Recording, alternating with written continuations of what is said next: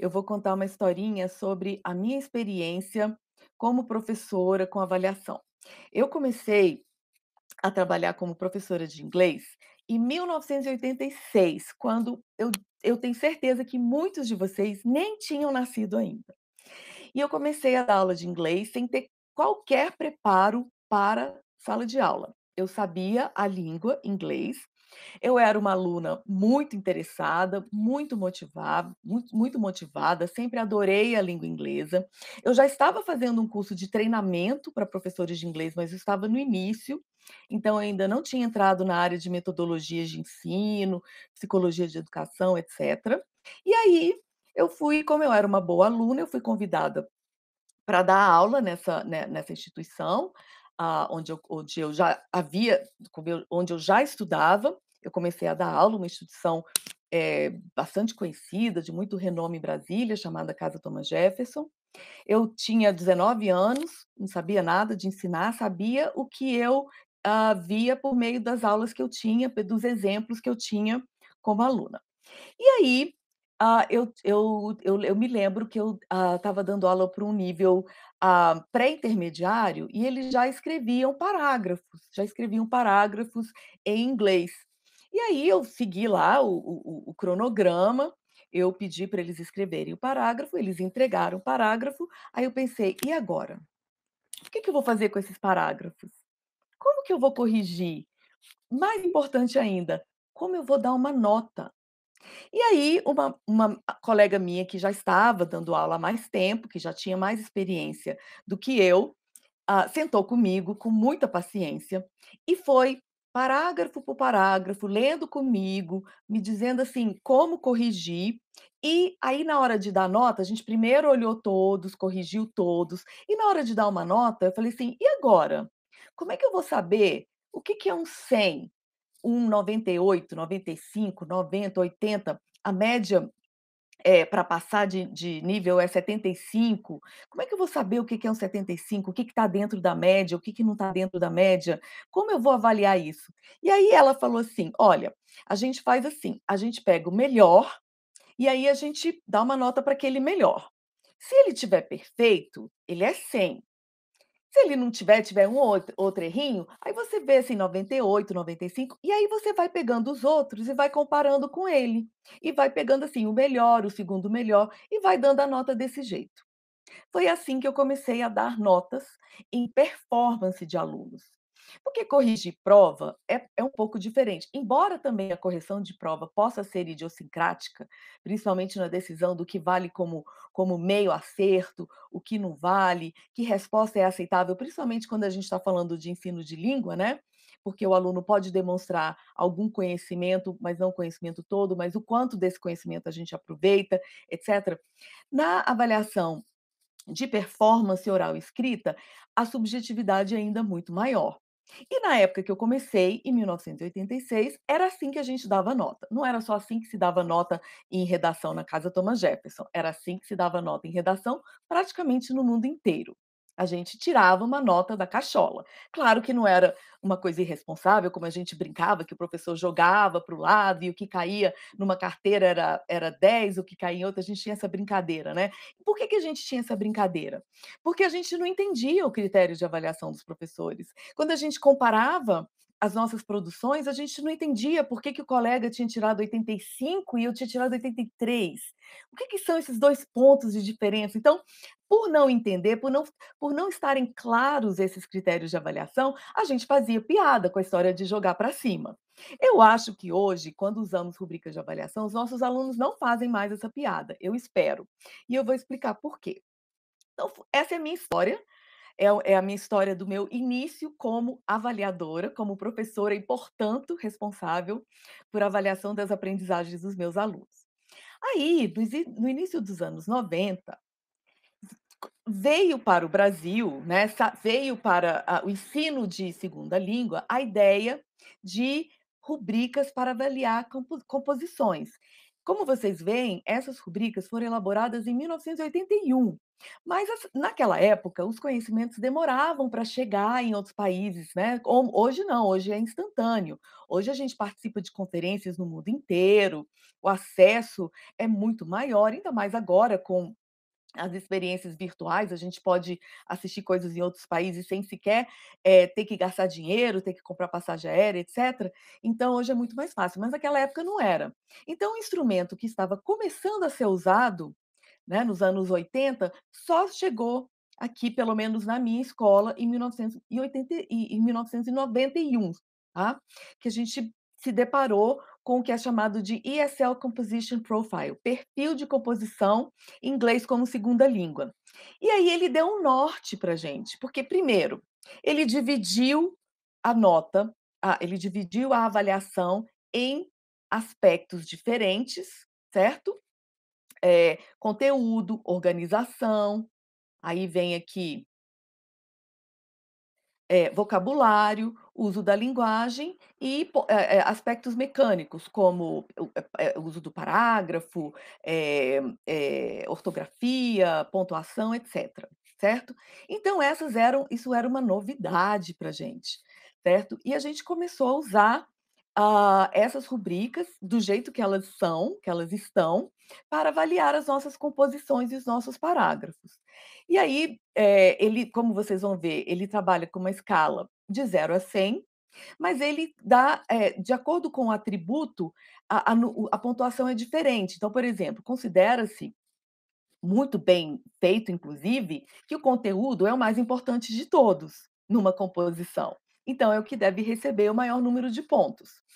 A organização é o segundo mais importante. Né? Então, conteúdo, organização, porque afinal de contas a gente está falando de uma composição. Então, esses aspectos macro, como conteúdo e organização, têm que ter mais valor do que vocabulário, linguagem e questões mecânicas. E aí vai vocabulário máximo de 20 pontos, uso da linguagem 25, aspectos mecânicos 5. Então, essas rubricas já ajudaram a tirar um pouco da idiosincrasia na avaliação, certo?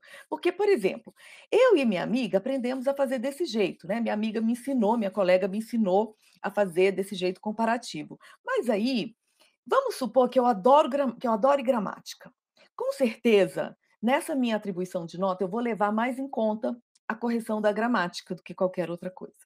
Outro professor que realmente valoriza mais o conteúdo, vai deixar um pouco de lado errinhos bobos de gramática e vai dar mais importância para o conteúdo. Então a nota da Isabela vai ser diferente da nota do João, vai ser diferente da nota da Marta. Então aí a gente cria um problema de confiabilidade dessas notas, certo? Porque elas são altamente subjetivas e podem até ser subjetivas para o mesmo professor, porque não existe um critério. Com as rubricas, com essa rubrica, esse aspecto já melhorou bastante na nossa profissão, certo? Porque a gente pôde entender que a gente tem que dividir nesses atributos, a gente pôde entender que esses atributos não podem valer o mesmo número de pontos, certo? E a gente pôde entender que a gente precisa descrever para o aluno o que a gente considera excelente, o que a gente considera bom, o que a gente considera satisfatório e o que a gente considera ruim. Então, só para ter uma ideia aqui de conteúdo, né, tem conhecimento, é rico em conteúdo, desenvolvimento da tese complexo, e relevante para o tópico, isso seria o excelente, né. Já a escala abaixo seria algum conhecimento sobre o assunto, mas talvez um pouco mais raso, aí vai indo, certo? Então vão essas descrições. Mas aí houve já uma evolução, mas ainda não foi uma evolução suficiente, certo? Primeiro, porque as descrições são muito gerais. Elas são aplicadas para qualquer composição. E nós hoje sabemos que diferentes gêneros textuais requerem diferentes práticas de conteúdo, de organização de ideias e até uso de vocabulário e linguagem. Então elas são muito gerais e não são, customizadas para a tarefa que o aluno tem que fazer. Então é uma coisa muito geral, vira uma coisa muito, padronizada, muito massificada, todos os alunos construindo praticamente o mesmo texto, e isso é muito chato, tanto para os alunos quanto para a gente. Então, as descrições são muito gerais e o uso de palavras que focam em déficit, quer dizer, muito pobre, né, mediano, né, palavras que não são necessárias numa avaliação das aprendizagens, principalmente quando a gente está falando de uma avaliação das aprendizagens para as aprendizagens, para motivar os alunos a aprenderem. Então é com isso, com esse exemplo de como eu comecei, que eu vou abordar então esse assunto de hoje, que é: o que são rubricas? Por que usar rubricas? Qual a diferença entre rubrica e checklist? E qual a diferença entre rubrica holística e analítica? Eu vou começar alinhando, essas terminologias para depois passar para as novas tendências. Como vocês estão vendo, eu vou contar uma historinha da evolução das rubricas, baseada na minha experiência como professora, baseada nas minhas pesquisas, na minha leitura. E respondendo à pergunta, sim, vai ficar gravado, tá? Então fiquem à vontade. Então, para começar, uma rubrica nada mais é do que um descritor de desempenho. Quando você descreve um desempenho, de uma pessoa numa performance que ela faz, você, na verdade, está fazendo uma rubrica. Então quando, esse instrumento de avaliação começou a chegar ao Brasil, quando eu escrevi, por exemplo, a minha tese de doutorado em 2008, não havia muita literatura sobre isso em português. A gente chama em inglês de rubrics, tá? Mas eu escolhi chamar de descritores de desempenho, porque eu achei que era uma palavra que mais autoexplicativa. Mas com o tempo, a academia foi traduzindo rubrics para rubrica, e ficou esse termo. Eu não acho que ele seja o melhor, porque a gente confunde com instruções, por exemplo, né, que a gente usa rubrica para falar de instruções, a gente usa rubrica para falar de um tipo de assinatura, então acaba confundindo as pessoas. Então, vocês que falaram que não sabem nada, vocês sabem. Vocês já usaram descritores de desempenho. Quando vocês estavam na educação infantil na escola, a sua avaliação era por descritores de desempenho, porque ninguém em educação infantil avalia com provas e notas, então é uma descrição do que o aluno consegue fazer naquele momento. Isso é uma rubrica, nada mais do que isso, certo? E aí, a gente vai para um outro assunto, que é: qual a diferença entre uma rubrica e uma checklist? Existe uma diferença, tá? E aí eu vou começar falando sobre por que a gente usa rubricas. Eu mostrei o exemplo da composição. Nós temos ali uma performance que envolve, que mobiliza uma série de atributos e conhecimentos. Conhecimento de gramática, de vocabulário, de pontuação, de ortografia, conhecimento sobre o assunto, conhecimento discursivo, para entender como aquele gênero discursivo é organizado, conhecimento sobre coesão de ideias, etc. Então, é um tipo de performance que requer descritores de desempenho para avaliação dessa performance mais minuciosos, certo? Para que todos esses atributos possam ser contemplados, tá? Então, a gente usa rubrica para avaliar performances em gerais. E pode ser uma produção oral, pode ser um vídeo que o aluno produziu, pode ser uma peça que os alunos apresentam, pode ser uma apresentação oral em grupo, individualmente, um projeto, várias coisas, toda performance, na verdade, deveria ser avaliada por meio de uma rubrica de avaliação, certo? Ou então uma avaliação altamente qualitativa, personalizada, descritiva, que é perfeita, mas a gente sabe que não é prática no nosso contexto escolar, com o número de alunos que cada professor tem, o tempo que tem para avaliar. Então, as rubricas também servem para facilitar esse trabalho, tá? De dar feedback para os alunos. Eu vou dar um exemplo aqui de uma rubrica que eu tirei, que eu achei no Pinterest. Eu não sei se vocês gostam de usar o Pinterest, mas eu gosto muito, porque ali a gente vê exemplos reais, né. E se você colocar no Pinterest rubricas de avaliação, vocês vão ver vários exemplos. Infelizmente, vocês não vão ver muitos exemplos em português, tem muito mais exemplos em espanhol, o que já é uma certa evidência de que a gente talvez não esteja usando rubricas o tanto quanto deveríamos estar usando. E se vocês colocarem em inglês Assessment Rubrics, aí vai aparecer um mundo inteiro de rubrics para absolutamente tudo que vocês imaginarem. Rubricas bem elaboradas e rubricas mal elaboradas. E eu espero que, ao final dessa sessão, vocês sejam capazes de julgar melhor o que é uma rubrica bem elaborada e o que é uma rubrica mal elaborada. Então, vamos analisar essas rubricas aqui que eu achei no Pinterest. Elas são em relação à participação dos alunos num curso à distância, nos fóruns de discussão. Então, ela fala sobre a participação, né? Trouxe para os debates suas inquietações, experiências de vida e profissional, bem como contribuições advindas de pesquisas a partir de várias fontes. Então, né, se a pessoa postou, se a postagem vinha de fontes, se ela era baseada em inquietações, experiências de vida profissional, em diversos tipos de fontes, etc. Fala sobre o comentário das mensagens dos demais cursistas, da participação, da tolerância, do respeito, da participação nos diferentes fóruns. Então, aqui tem um pouco do qualitativo e do quantitativo. E aí a gente tem deficiente, regular, bom e muito bom. Isso é uma checklist. Por quê? Porque ela tem a descrição da competência esperada, mas ela não descreve o nível de performance. Ela não explica o que é deficiente, ela não explica o que é regular, ela não explica o que é bom e ela não explica o que é muito bom. Então, para 4 itens, essa rubrica não é uma boa rubrica. Ela deveria ser, na verdade, não deveriam ser o checklist, deveria ser uma rubrica. Porque como que o aluno vai saber o que é deficiente, o que é regular, o que é bom, o que é muito bom?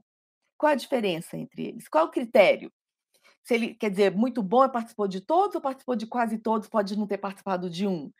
Talvez uma professora pode achar assim: "Ah, tá, se não participou de um, eu não vou", né, foram tantos que, poxa, deixou de participar de um, não deixou de ser muito bom. Uma outra pessoa pode falar assim: "Não, para ser muito bom tem que ter participado de todos". E aí a gente vem, começa com aquelas idiosincrasias e, pior de tudo, a gente não dá o feedback para o aluno, para ele entender por que ele é muito bom, bom, regular e deficiente. Então eu recomendo checklists apenas quando é sim ou não. Fez ou não fez? Pesquisou ou não pesquisou, tá? Está presente aquele atributo ou não está presente? Mas não níveis de performance, porque níveis de performance requerem descrições desses níveis de performance, tá? Então isso aqui seria uma checklist. Aí eu vou mostrar agora para vocês uma outra que eu também peguei no Pinterest, tá? Que é critérios de avaliação dos trabalhos dos alunos. E aí a gente tem introdução, pesquisa, sequência, informação, estética, ortografia e tempo. E aí a gente tem fraco, regular, bom, ótimo. Tem a pontuação, quanto que vale cada atributo. E aí, explicando o que é o fraco? Sem informação acerca do conteúdo do tema. Isso é fraco. Regular, com pouca informação, com relativa informação, com, introdução concisa e clara, certo? Então já define, embora talvez ainda não tão claramente, tá, mas já é um avanço, porque já define os níveis de performance, tá? Minha crítica com relação a essas rubricas é a mesma crítica do que eu fiz daquelas rubricas de composição de 1981. Esses termos como fraco, regular. Por que a gente precisa qualificar, adjetivar o desempenho dos nossos alunos, certo? A gente tem como dar um feedback mais promissor, mais encorajador para os alunos, não é passar a mão na cabeça, não é tudo vale, não é, né, aquela coisa assim: "Ah, qualquer coisa vale, vamos ser felizes", não é disso que eu estou falando. O que eu estou falando é, a gente pode substituir essa terminologia por uma terminologia mais motivadora, e eu vou mostrar para vocês como. Porque afinal, rubrica nada mais é do que o feedback, tá? E desculpa, desformatou aqui, era para estar ali do ladinho. Rubrica é um feedback para o aluno aprimorar o trabalho dele. Ela tem que a função principal da rubrica é informar ao aluno o que ele fez bem o que ele precisa melhorar e como ele precisa melhorar, tá. Então a rubrica, na verdade, ela tem que ser apresentada para os alunos e lida com os alunos antes da construção. Antes da redação, da apresentação, da performance oral, do vídeo que eles vão gravar, do projeto. Porque é aí que eles vão entender qual é o alvo. O que é esperado de mim? O que é esperado de mim está lá na rubrica. Então eu sei exatamente o que eu tenho que fazer para ter sucesso naquela tarefa. E o que nós queremos como professores é que os nossos alunos tenham sucesso. A gente não quer pegadinha.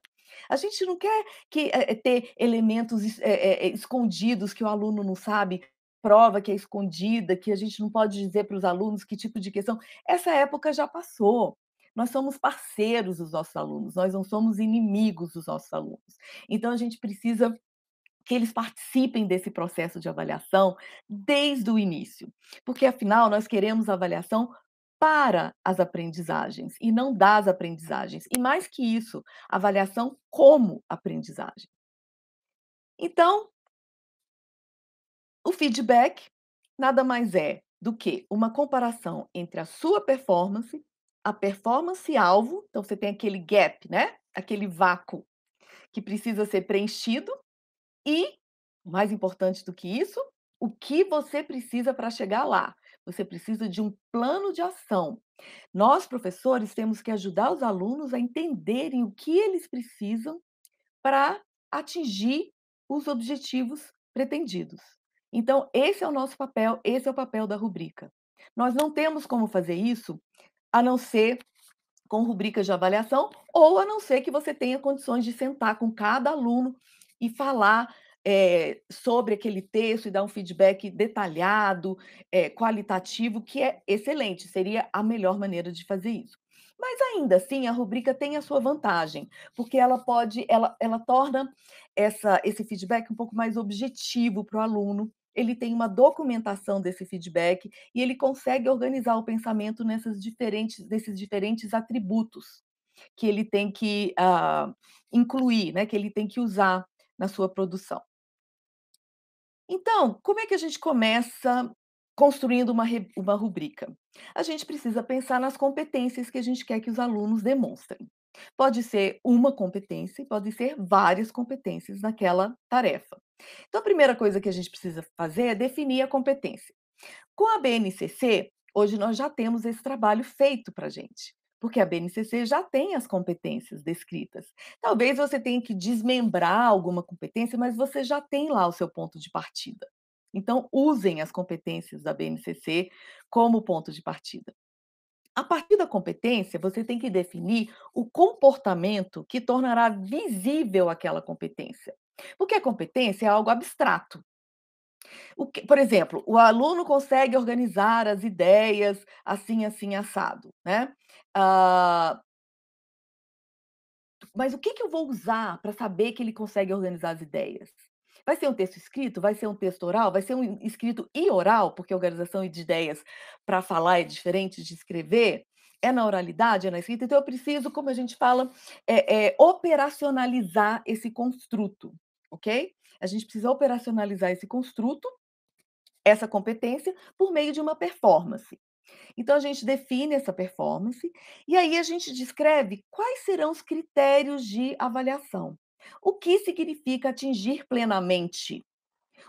Coesão, coerência, conteúdo, uso da linguagem, vocabulário, ok? Ah, desculpa, Gladys, a BNCC são as competências, Base Nacional Comum Curricular, que foi elaborada pelo Ministério da Educação. Desculpa, gente, me perdoem, eu devia ter me atentado para isso. Obrigada por ter perguntado. É o Common Core dos Estados Unidos, são as competências oficiais, ok? E que são definidas pelo Ministério da Educação. Nos Estados Unidos é Common Core que chama. Então, os países têm lá as suas competências que têm que ser alcançadas por todos os alunos em todas as escolas públicas, privadas, etc. Ok? Ah, então, a gente define as competências e a gente descreve os critérios de avaliação. É simples assim. Às vezes a gente pensa que é uma coisa mais complicada, né? Mas não é. Uma coisa muito importante é que na hora de definir os critérios de avaliação, a gente tem que pensar que nós estamos avaliando comportamentos, e comportamentos são observáveis. A gente não consegue avaliar o que o aluno compreende, o que o aluno pensa, o que o aluno entende. Então a gente não pode construir as nossas rubricas com palavras de comportamentos não observáveis, tá? Então, se a gente quer saber se um aluno memorizou uma informação, e aqui eu estou usando, né, a taxonomia de Bloom, a gente vai usar palavras como listar, relembrar, porque aí ele tem que falar, reconhecer, identificar, localizar, descrever, citar. A gente não vai falar: "Ele memorizou as palavras". Eu não tenho memorizar não é observável, eu tenho que ter uma ação observável. Compreender a mesma coisa. Então, para saber se, o aluno compreendeu, eu tenho que usar palavras como: ele consegue esquematizar tal, ele consegue explicar tal conceito, ele consegue parafrasear, uma definição, ele consegue associar uma imagem à palavra, enfim, né? E aí a gente vai de pensamentos de ordem inferior, como memorizar e compreender, para pensamentos de ordem superior, aplicar, analisar, avaliar e criar. E aí eu gostaria de chamar a atenção para vocês de uma coisa. Memorizar, compreender, aplicar, analisar e avaliar, a gente consegue medir em provas. Criar, não. E criar é o nível mais alto de pensamento. Então, se nós queremos que nossos alunos usem pensamento crítico, criatividade nas produções deles, na performance deles, a gente precisa engajá-los em atividades de criação. E atividades de criação não são avaliadas por meio de provas, elas são performance. E são atividades que precisam de rubricas de avaliação. Então, por isso que esse tema é de extrema importância, certo? Pensando aqui na taxonomia de Bloom. E aí, eu queria mostrar para vocês uma evolução. Vocês lembram aquelas rubricas de avaliação de composição? Isso aqui já é uma evolução que foi criada por um grupo de educadores na escola, na mesma escola, tá? E aí, por que que é uma evolução? Porque já tem os níveis de performance descritos de uma maneira bem mais detalhada, as descrições são relativas àquela tarefa, àquele tipo de gênero textual que foi pedido, não é uma coisa geral, tá? Que pode ser aplicada para qualquer tipo de texto. Então, ela se aplica àquilo que foi trabalhado, que foi explicado, etc. Então, já há uma evolução aqui, mas ainda não é uma evolução completa. Por que que não é uma evolução completa? Porque ainda temos, quer dizer, nós temos um ponto, positivo, descritores específicos para a tarefa, e não há uso de adjetivos que julgam mérito, né, tem lá só a pontuação que o aluno vai receber para cada nível de performance, mas não tem ótimo, muito bom, bom, fraco. Já é um avanço, certo? Mas, não é um avanço completo, tá? Por quê? Porque ainda tem palavras, né, se você olhar aqui, nós ainda temos palavras negativas, que são não tem, não faz, doesn't address, não faz, não apresentou, não escreveu, não, não, não, não, não, certo? E aí eu queria recorrer à fala da Mahoney, que é um livro chamado Assessing Emergent Bilinguals, e ela fala sobre a avaliação de alunos em programas bilíngues, em programas internacionais, em que 2 línguas são usadas, etcétera. O foco dela é em avaliação de alunos em programas, nos Estados Unidos, mas ele pode ser usado para qualquer contexto. E aí ela fala, na verdade, nós trabalhamos com 2 paradigmas em avaliação. 2 paradigmas que não conversam e que a gente tem que escolher com qual deles a gente vai trabalhar. O paradigma tradicional, que permeou o ensino durante várias décadas, né, séculos, na verdade, déculos, é uma visão deficitária da avaliação, que é a avaliação baseada na falta, que é baseada no que não tem, é baseada nas habilidades que faltam. Então, o que é que falta? É aquela coisa, eu pego o melhor parágrafo, e aí eu vou ver o que faltou no parágrafo do colega para ele não ter aquela nota, o que faltou no próximo para ele não ter aquela nota. Então a gente foca muito no que o aluno errou, do que ele não fez, é sempre o que ele não fez, o que ele errou, o que ele não sabe, né. Então é uma visão deficitária da avaliação. E a Mahoney realmente conclama a gente a ter uma visão promissora da avaliação, que é a avaliação baseada nas habilidades existentes. Eu vou avaliar os meus alunos, em cima do que eles sabem fazer. E níveis de saberes, mas não níveis de não saberes. E eu vou mostrar para vocês como a gente coloca isso em prática, certo? Então, a gente tem que realmente, sair dessa ideia, desse paradigma de avaliação como punição, como classificação, como seleção, como instrumento de poder, né, porque, a gente sabe, que jogue a primeira pedra uma pessoa com mais de 20 anos de experiência que nunca tenha usado a avaliação como instrumento de poder e dito coisas como: "Se vocês não ficarem calados, eu vou dar uma prova", ou "Fiquem quietos agora, porque isso vai cair na prova. Agora o que eu estou falando é importante, porque vai cair na prova". Quer dizer, eu estou desqualificando todo o resto que eu falei, né, porque só o que vai cair na prova é importante. Ou: Olha, se vocês conversarem muito, eu vou tirar ponto na prova". Então a gente usou muito, eu usei no início da minha carreira, eu tenho certeza que muitos de vocês usaram também. Mas o bom é que a gente aprende, a gente estuda, a gente vê experiências em vários locais e a gente vai é, migrando para uma avaliação promissora, que é uma avaliação, como eu disse, no foco, o que o aluno consegue fazer. Então não é então essas palavras que tinham nessa rubrica, embora fosse mais avançada, como mais, não, não faz, não tem, é ilógico, tem erros, tá? E eu peço perdão de novo pela falta de pela desformatação. Ah, a gente não precisa mais dessas palavras. É um exercício difícil? É um exercício difícil, mas não é impossível.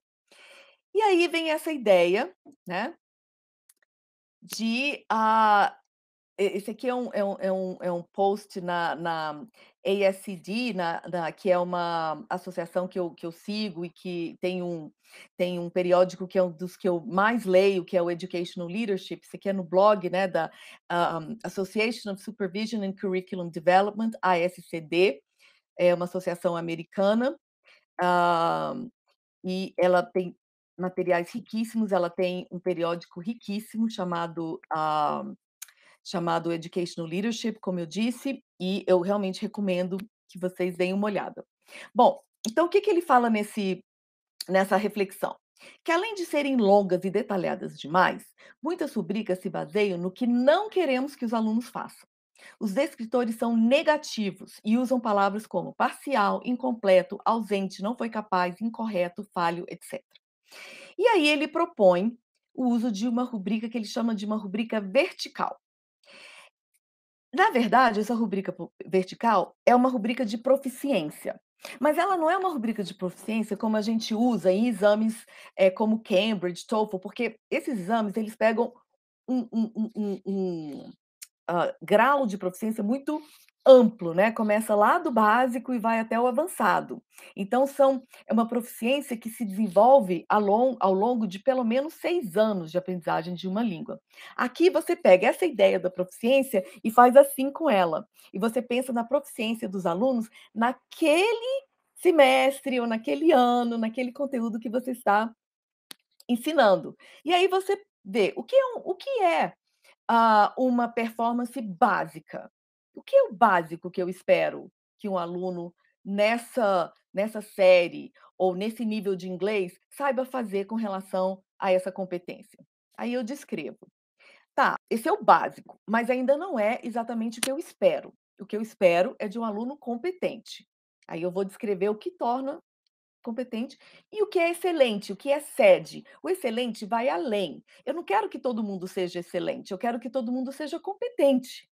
Mas eu também tenho que ter um descritor para quem vai além, certo? Então ele sugere esses 3 níveis. O que é o nível um? Vocês podem estar perguntando. Por que começa do 2? Porque o um significa não existente. Não existente não é não fez, não é não sabe, não é vai tirar um zero, é ele vai fazer de novo. porque o mínimo que ele tem que fazer é o básico. E eu não vou aceitar, e não é aceitar no sentido de eu não vou aceitar esse trabalho, eu vou trabalhar com o aluno para que ele tenha pelo menos a performance básica, tá? Então é uma proficiência naquela competência. Eu vou mostrar para vocês um exemplo concreto disso, certo? Então é uma escala de proficiência. E aí ele dá um exemplo aqui, esses exemplos são em inglês, eu quis mostrar para vocês, porque eu queria mostrar, assim, qual é a linha de raciocínio, né. Então ele fala assim, começa do básico, e para você ser básico, você tem que ter um 2, né. Então para ter o 2, você tem que atender a todos esses requisitos. Isso aqui é também uma produção escrita. Tem que ter uma introdução que diga qual é o tópico. Tem que ter, sobre um relatório de laboratório. Tem que ter gráficos e imagens. Tem que ter uma frase dizendo quais foram os resultados observados. Tem que ter uma análise da evidência, uma conclusão, e ele tem que ter sido, editado para corrigir pequenos erros de ortografia, pontuação, etcétera. Esse é o básico, tá. Para o aluno ser competente, tá, para o aluno ser competente, ele tem que ser tudo que o básico é, desculpa, ele tem que ter tudo aquilo que está descrito no básico, mais esses atributos aqui, tá. Que aí ele já diz, tá, ele tem introdução, mas o aluno competente, ele começa com uma afirmação mais ampla que depois vai afunilando para o tópico específico. Os gráficos e as imagens têm descrições, então, básico tem gráfico e imagem, sem descrição. Para ele ser competente, eles têm que ter descrições. O resultado tem que ser correto e tem que estar relacionado aos dados apresentados. A análise tem que apresentar o que o aluno aprendeu com aquela pesquisa. E a conclusão tem que fazer uma conexão com experiências passadas, experimentos, desculpas, experimentos passados. Então, para ser competente, ele tem que ser básico, ele tem que ter o que está descrito no básico e mais o que está descrito no competente. E para ser excelente, aí já vem outro nível de sofisticação na introdução, em como os dados são apresentados, conectados, como eles são explicados, como eles são, resumidos no final, tá. Então isso aí seria o excelente. E aí eu peguei aquele meu mesmo tópico, tá, que eu apresentei aquelas rubricas, e eu trouxe para essa rubrica vertical ou de proficiência, tá. Então vamos imaginar que eu pedi para os alunos escreverem um parágrafo, eh, desculpa, eu pedi para os alunos escreverem um ensaio, eh expositivo sobre um assunto, mostrando o ponto e o contraponto e, no final, dando a opinião dele sobre esse assunto, tá. Então essa foi a tarefa. Então, o que que é o básico para mim? Que ele tem que ter introdução, desenvolvimento e conclusão, porque são alunos que já estão no nível avançado, que já vêm trabalhando com ensaios há bastante tempo, etcétera. Ele tem que apresentar os 2 lados, porque isso fazia parte da tarefa. Ele tem que justificar a escolha de um dos lados. Ele tem que usar alguma conjunção para conectar ideias. E ele tem que usar pelo menos o vocabulário básico para o tema. Esse é o básico. O básico não é a minha performance esperada, tá? O competente, ele faz uma apresentação efetiva dos 2 lados, com detalhes e exemplos. Quer dizer, ele tem tudo isso, introdução, desenvolvimento, conclusão, blá-blá-blá, e além disso, a apresentação é efetiva, com detalhes e exemplos, uso variado de conjunções, não uma ou outra, e o vocabulário adequado. Não é o básico básico, o essencial, é um pouco mais enriquecido, é adequado, tá. Esse é o competente. Esse é o aluno que eu vou dizer: "Esse aluno atingiu o meu objetivo para essa tarefa. Era isso que eu queria que ele fizesse". E ele vai ficar feliz, certo? O aluno que quiser ir além, né, ou que for além, ele vai ser o excelente, ou então ele excedeu, né. Que aí eu já vou dizer, introdução que desperta o interesse do leitor, dados variados, conclusão efetiva, capaz de convencer o leitor, uso variado de estratégias de coesão, não só um tipo de conectores, como, coordenação, subordinação, mas usando outras estratégias de conexão das ideias e um vocabulário diversificado. Então aqui eu estou realmente então ele tem que ter, para ser excelente, ele tem que ter tudo o que está escrito no básico, tudo que está escrito no competente e o que está escrito no excelente. Quando eu faço a primeira avaliação das redações dos meus alunos, eu vou dizer para eles, né, se eles estão ali no básico, no competente ou no excelente. Se ele está no básico, ele vai saber o que ele precisa fazer ao reescrever esse texto para se tornar competente. Está lá. Quer dizer, você apresentou os 2 lados, mas você não deu muitos detalhes e exemplos. Você usou conjunções, mas você não usou variadas conjunções. Quais outras conjunções você poderia ter usado, né? E assim por diante. E aí o aluno vai reescrever esse texto, porque é isso que a gente quer. A gente não quer só entregar a rubrica para dar uma nota, passar para frente, não. A gente quer que o aluno aprenda. E para que ele aprenda, ele tem que refazer essa tarefa. Porque na nossa vida real, a gente refaz tudo que a gente faz mal. Se a gente não passa no exame de direção, a gente faz de novo. Se a gente não tira a nota no Enem que a gente queria tirar, a gente faz o Enem de novo. Se a gente não passa no exame da ordem dos advogados, a gente faz de novo. Se a gente não está satisfeito com o casamento, a gente casa de novo. Estou aqui dando exemplo, né, brincando com vocês. Então, a gente tem que trazer isso para a educação também. Eu ouço muito assim: "Ah, mas a vida real não dá segundas chances". Que mentira! A vida real dá mais do que segundas chances. A escola é que não dava segundas chances. A escola é que não estava conectada com a vida real. Então a gente precisa usar isso para dar o feedback para os alunos, para eles refazerem o trabalho deles e conseguirem atingir o nível, pelo menos, de desejado para aquela tarefa. Porque a gente quer que todos atinjam o nível desejado, tá. O ideal seria que eles fizessem quantas vezes fossem necessárias, mas eu sei que muitos contextos não permitem por uma série de fatores. Enfim, então isso seria uma rubrica vertical.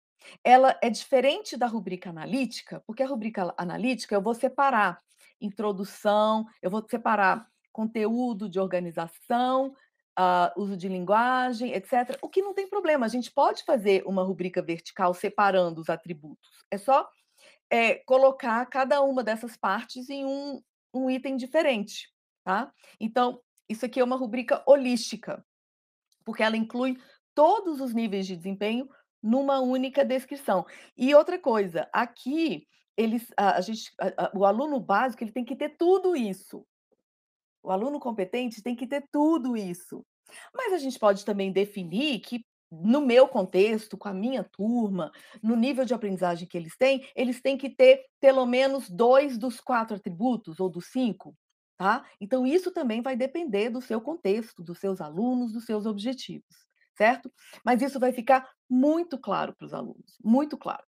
Mas essa rubrica vertical ainda tem um erro que eu considero grave, que é esse aqui. Básico, competente, excelente. Por que que a gente precisa de adjetivos? A gente tem que falar do trabalho dos alunos e não do que o aluno é. O aluno é básico, o aluno é competente, o aluno é excelente, né, porque o trabalho não é competente, é o aluno, a gente está aqui falando do aluno. A gente não precisa adjetivar o aluno, a gente está falando do trabalho do aluno e não dele. Então, hoje já se fala em uso de outros tipos de palavra, tais como "em desenvolvimento". Então, o aluno que ainda não atingiu os objetivos, não é assim, ele está pobre, ele não atingiu, é insatisfatório. A gente não precisa dizer isso. Está em desenvolvimento, porque a gente acredita que ele vai chegar lá. É a visão promissora, ele está em desenvolvimento. Atinge os objetivos, excede os objetivos, né, porque a gente também tem que reconhecer os alunos que excedem os objetivos, né. E a gente tem que reconhecer que exceder o objetivo não é o que eu espero é que você atinja, ok? Isso também tem que ficar muito claro para os alunos. Por quê? Né, por quê? Por que que a gente tem que mudar essas palavras? Porque a gente tem uma partezinha do nosso cérebro chamada de sistema límbico. E no sistema límbico, a gente tem uma partezinha que parece uma amêndoa, chamada amígdala. A amígdala é responsável pela regulação das nossas emoções. tá? E quando a gente se vê numa situação ameaçadora, ela se fecha e ela impede o nosso cérebro de processar aquela informação positivamente. Ela impede que qualquer aprendizagem ocorra. Então, o aluno que fica ouvindo não, não, não, parcial, não atingiu, pobre, insuficiente, etc., ele começa a desenvolver mecanismos de defesa. E ele começa a se achar incapaz, se desinteressar pela escola. Esse nosso sistema límbico, ele faz com que a gente sobreviva. Então ele lembra, ele tem memórias das nossas situações negativas e positivas, e ele nos ensina a reagir a essas situações, tá. Então, o que que isso tem a ver com a avaliação? Isso tem tudo a ver com a avaliação, porque a gente quer que os alunos sejam abertos para aprender, e a linguagem que a gente usa com eles nas nossas rubricas importa. Então o que que a gente quer? A gente quer eliminar palavras como ótimo, bom, satisfatório, regular, não e suficiente. E desculpem, professores de educação infantil, eu já usei muito isso, as carinhas. Carinha feliz, carinha e carinha triste. Para avaliar a performance das crianças na educação infantil. Vamos achar uma outra maneira. Porque ninguém quer receber uma carinha triste. O que um aluno vai pensar sobre si mesmo, sobre sua capacidade, quando ele recebe uma carinha triste do professor dele? Será que ele vai entender que só aquele trabalho ali não foi bem feito? Ou será que ele vai achar que o professor está triste com ele? E quando ele acha que o professor está triste com ele, como que ele vai, como que ele vai entender a escola? O que a escola vai significar para ele? Né? Um lugar feliz ou um lugar onde o professor está triste com ele? Né? Então, a gente precisa usar outro tipo de vocabulário. Em desenvolvimento, isso, uma carinha, 2 carinhas, Clarices felizes, sim, melhora muito, Simone, né, mas tirar a carinha triste. Em desenvolvimento, quase atingindo, atingiu e não há evidência de aprendizagem, gente, não é zero. O aluno não é incapaz de fazer aquela tarefa, ele não entregou. Então o feedback tem que ser esse, não há evidências. Eu não tenho evidência, eu não estou dizendo que o aluno é zero, que ele não sabe, que ele é incompetente, que ele é incapaz, que ele é insuficiente. Ele não fez. E aí esse "ele não fez" tem que ser tratado de outra maneira, com as famílias, com esse aluno, aí entra o desenvolvimento de habilidades socioemocionais, como a autorregulação, a responsabilidade, etcétera. Tá? Então, essa é uma nova tendência nas rubricas de avaliação. Uma outra grande nova tendência é a gente migrar da avaliação baseada em instrumentos para avaliação baseada em competências, tá? O que é isso? Eu vou explicar aqui para vocês. A avaliação por instrumentos é como a gente sempre fez. A gente aplica provas, exercícios, projetos, aí a gente tem um formuláriozinho ali de participação, a gente soma tudo, junta e tem uma nota final. A prova é sobre o assunto A e B, o exercício pode ser sobre assunto A e B, mas pode também ser sobre C e D, o projeto pode ser sobre assunto E a participação é sobre uma outra coisa. Aí eu junto tudo isso, que não tem nada a ver uma coisa com a outra, porque não são as mesmas competências que estão sendo tratadas em cada um desses instrumentos, e eu pego, espremo tudo e apresento uma nota, e acho que isso é uma maneira objetiva de relatar a performance dos meus alunos. A gente sempre achou que isso era a maneira mais objetiva. Não é. Ela não é objetiva. O que que essa nota diz para mim sobre o que o aluno é capaz ou não é capaz de fazer? Ok, o aluno é 10, tá, mas o que que ele é capaz de fazer? O aluno é 8, ele é 8 porque ele não consegue fazer tais coisas ou não desenvolveu tais conhecimentos e habilidades, ou porque ele não entregou um trabalho, ou porque ele faltou? Como que eu interpreto essa nota? Ela dá margem a várias interpretações, tá. Então o que que a gente faz com a avaliação por instrumentos? A gente junta, banana com maçã, ou banana, maçã, laranja, então, a gente faz uma salada de fruta, certo? A avaliação por competências, ela inverte todo esse processo. A gente tem a competência, é isso que eu quero que meus alunos demonstrem, tá? Elabora parágrafos sobre rotinas diárias, utilizando pelo menos 5 das novas palavras aprendidas, então tem que ser bem específica sobre o que eu quero, e conectando as ideias com advérbios de frequência. É isso que eu quero que eles demonstrem.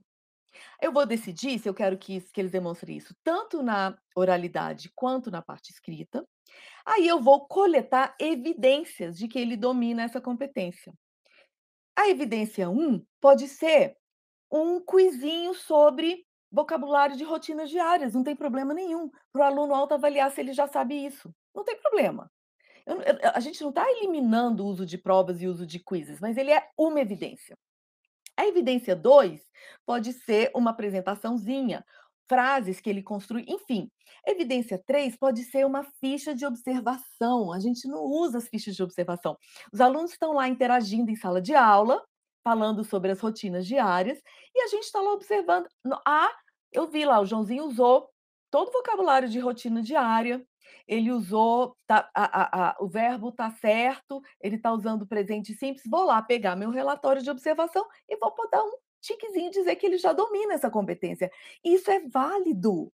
A nossa observação é tão válida quanto os instrumentos ela também é formal, tá, mas quanto os instrumentos tradicionais que a gente usa em nossa aula. Durante muito tempo, as entidades superiores quiseram convencer a nós professores que a gente não sabia avaliar e que, portanto, a gente tinha que usar, instrumentos, vindo de terceiros, consultores, blá-blá-blá, e desqualificando a capacidade do professor em identificar as competências dos seus próprios alunos, tá. Então a observação é válida, ela é um tipo de evidência. Agora é claro que a gente não pode usar só um tipo de evidência, então a gente vai coletar todos esses tipos de evidência, que podem inclusive ser, por exemplo, crianças de educação infantil, eu adoro dar esse exemplo. Eu estou lá trabalhando com cores, cores, cores, e tem a Maria, que ela não fala as cores, não fala, já tentei de tudo, brincando, apontando, ela não fala. Aí um dia eu estou lá no parquinho acompanhando as crianças, e eu vejo a Maria conversando com o coleguinha e mostrando cores para o coleguinha. Isso é uma evidência válida. Não é só o que acontece naquela hora da sala de aula que eu marquei para saber se os alunos se aquela Maria sabe cores, certo? A gente também tem que sair desse paradigma que só o que vale é o que foi feito naquela hora que foi pré-estabelecida para avaliação. A avaliação acontece o tempo inteiro, com diferentes instrumentos. E aí, depois que eu coletei todas essas evidências, eu vou decidir se eu não tenho evidência, e aí eu vou fazer um plano de ação para isso. Se o aluno está em desenvolvimento, se ele está quase atingindo ou se ele atingiu. Uma coisa que me foi colocada por um grupo de alunos, um curso sobre a avaliação que eu dei, foi que os pais brasileiros não estão preparados para ECDU.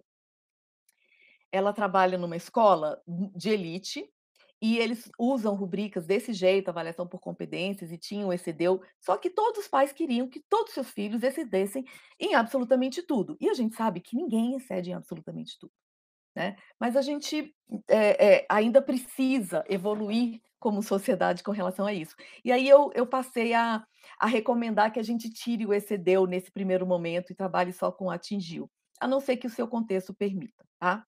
Então a gente vai avaliar, dentro desses 4 itens, a avaliação por competências, ela não trabalha com escala de 0 a 10, ela não trabalha com média, tá. Você tem cada competência e você tem lá a descrição do que foi atingido, tá. Ela é reportada dessa maneira: instrumento, prova, prova, prova, nota final. Competências, uma competência, a outra competência, a outra, a outra, a outra. O boletim do aluno é ali, de acordo com as competências, e o pai sabe o que que é o 1, o 2, o 3 e o 4, tá. Se você precisa de uma média, porque eu sei que no Brasil precisa ter uma nota, blá-blá-blá-blá, eu já vi, várias, maneiras de, hackear esse sistema e traduzir em nota. Por exemplo, para ele ser, eh, entre 9 e 10, né, ele tem que ter tantos 4, né, tantos 3. Então é uma maneira, né, da gente, interpretar isso ou traduzir isso para uma exigência meramente legal, tá, porque o que importa mesmo é isso aqui. O que importa são os pais saberem o que os filhos deles conseguem fazer em cada competência. E não quanto que ele tirou na prova, sei lá do quê, na redação, que sei lá do que foi avaliado, por que ele tirou 88, etc. Certo? Então, é assim que se avaliação por competências é feita. É geralmente uma escala de 1 a 4, não se tira a média. Ela já é usada em muitos países, inclusive no nível superior, já está sendo usada em universidades Ivy League americanas. Então, é uma metodologia de avaliação que tem crescido, mas ainda é bastante incipiente no Brasil.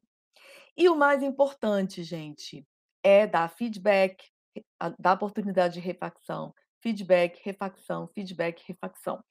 Claro, de novo, que eu sou sensível às limitações de vários contextos, que professores têm 400, 500 alunos. Não é possível sempre o professor trabalhar com tantas refacções, porém, ele pode trabalhar com essas refacções e avaliação por pares e autoavaliação. Então, esses critérios de desempenho podem ser usados pelo colega para dizer, né, e aí o colega, ele não está dizendo que o coleguinha dele é excelente, é bom, ele está tratando de fatos concretos, daquela performance, ele não está qualificando o colega. Então é muito mais, digamos, amigável, né. E claro, a gente prepara os alunos para ter esse tipo de interação. Então, enfim, para terminar, que a gente já está chegando no final ao final desse webinar, re eh resumindo, quais são as novas tendências? Linguagem positiva, avaliação por competências e rubricas de proficiência. Proficiência dentro daquela tarefa, não proficiência dentro de um grau enorme do básico ao avançado de uma língua, ou de matemática da primeira série, a matemática do nono ano, entende? Proficiência é uma releitura da ideia de proficiência, tá? Então, essas são as novas tendências. E aí eu gostaria de voltar para isso aqui. O que é isso aqui? Que eu apresentei para vocês no início e pedi para vocês se autoavaliarem? O que é isso? É uma rubrica. E é uma rubrica baseada em quê? É uma rubrica de que são isso? Eu sei o que são, eu sei o que são e sei usar. Eu sei o que são, sei usar e sei elaborar. Eu sei o que são, eu sei usar, eu sei elaborar e eu conheço as novas tendências. São competências, na verdade, o 4 é é a competência desejada, o 1, 2 e o 3 são os níveis de proficiência naquela competência, tá? E é uma avaliação por competências, numa escala de 1 a 4. Então, vocês usaram uma avaliação por competências para fazer uma autoavaliação. É uma avaliação promissora, porque eu não pedi para vocês, não foi assim: "O que vocês sabem sobre rubricas?". Eu não sei nada, eu sei um pouco. Não, eu sei o que são. Ah, legal, é o que eu já sei, tá? Eu uso, eu sei o que são e uso. Enfim, é uma avaliação promissora. Eu não vou ficar satisfeita com 1, 2 e 3. O meu objetivo final, claro que não com esse webinário, mas com a evolução desse conhecimento de vocês, é que todos cheguem no nível 4. E se esse fosse um curso sobre rubricas, eu faria de tudo para que todos chegassem no nível 4, porque esse é o meu objetivo. Tá? Então, a gente, né, o nosso tempo já acabou. Eu agradeço muito a participação de vocês. Eu fiquei observando aqui os comentários, eu vi que para muitos de vocês são novidades. Eu vou colocar aqui para vocês, gente, desculpa, o meu e-mail, porque se vocês tiverem interesse, me mandem o e-mail e eu mando a minha lista de referências, tá? Eu tenho uma lista de referências que eu vou alimentando ao longo do tempo, e aí eu vou tudo que eu vou lendo de novo, eu vou colocando lá, então me mandem um e-mail e eu mando a minha lista de referências com muita alegria. Me sigam também no Instagram, no LinkedIn, que eu sempre coloco também coisas sobre avaliação. Eu escrevi no blog da Dizal sobre esse assunto também, então Se vocês quiserem dar uma olhada lá, é só vocês colocarem "blog da Dizal", que vocês vão achar a última publicação. E eu gostaria de agradecer muito a todos vocês por estarem aqui hoje. Foi um grande privilégio, eu espero ter contribuído para a evolução da avaliação nas escolas de vocês, que a avaliação de vocês seja cada vez mais promissora, que os alunos aprendam a ter alegria com a avaliação que vocês, dão para ele, o feedback que vocês dão para eles, tá certo? E que eles tenham boas memórias sobre a escola, que a escola não seja mais aquele lugar que a gente odiou, e que a nossa amígdala traz recordações, ruins, que ela traga recordações boas, tá certo? Muito obrigada e, uma boa noite para vocês, um bom final de semana, um bom voto consciente, ainda bem que a gente pode sair um pouquinho desse assunto, e vamos votar consciente no domingo e caminhar, tá certo? Um grande abraço para todos vocês.